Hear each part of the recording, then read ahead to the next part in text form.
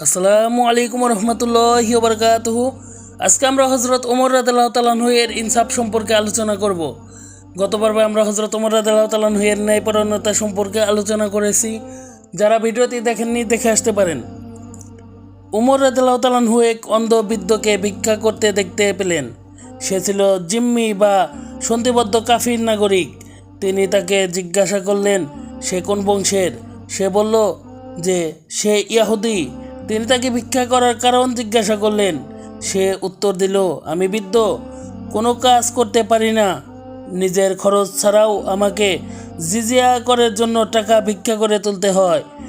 ওমর রাদিয়াল্লাহু তাআলা আনহু তার হাত ধরে তাকে নিয়ে এলেন, যথাসম্ভব দান করলেন। তারপর বাইতুল মালের দায়িত্বশীলকে নির্দেশ দিলেন, এই বৃদ্ধ অন্ধ ইয়াহুদি এবং তার মতো অন্যান্য আহলে কিতাবদের প্রতি যথেষ্ট খেয়াল রাখবে। আল্লাহর কসম, আমরা এই বৃদ্ধের প্রতি ইনসাফ করছি না, অথচ তার যৌবনকালে তার কাছ থেকে কর নিয়েছি আর বৃদ্ধ বয়সে কষ্ট দিচ্ছি। অর্থ নিশ্চয় দান খয়রাত ফকির মিসকিনদের জন্য। সূরা আত-তাওবা আয়াত নাম্বার 60। এরপর খলিফা বৃদ্ধ জিম্মিদের উপর থেকে জিজিয়া কর মাফ করে দিলেন। একবার রোমের সম্রাট ওমরের কাছে একজন দূত পাঠালেন তার অবস্থা পর্যবেক্ষণ করার জন্য ও কাজকর্ম সচক্ষে দেখার জন্য। দূত মদিনায় প্রবেশ করে ওমর রাদিয়াল্লাহু তাআলা আনহুকে পেল না। লোকজনকে সে জিজ্ঞাসা করলো যে তোমাদের বাচ্চা কোথায়। লোকেরা বলল, আমাদের কোনো বাচ্চা নেই, বরং একজন আমির আছেন যিনি মদিনার বাইরে গেছেন। দূত তার খোঁজ মদিনার বাইরে গেল। খুঁজতে খুঁজতে সে তাকে পেল এক গাছের তলায়, মরুভূমির বালুরাশির উপর নিজের হাতের ছোট লাঠিটি মাথার নিচে রেখে ঘুমিয়ে আছেন।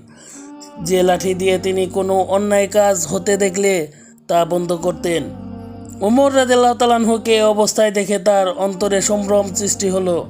সে মনে মনে ভাবল, তিনি এমন একজন লোককে তার ভয়ে সমস্ত রাজা বাচ্চারা সম্ভ্রান্ত ভীত, অথচ তিনি নির্ভাবনায় একাকী ঘুমিয়ে আছেন। তিনি ইনসাফ প্রতিষ্ঠিত করেছেন, তাই এমন স্বস্তিতে ঘুমাচ্ছেন। আর আমাদের রাজা বাচ্চারা অত্যাচার অবিচারে লিপ্ত, যার ফলে তারা সবসময় ভয়ে ভয়ে দিন যাপন করে, বিনিদ্র রাত কাটায়।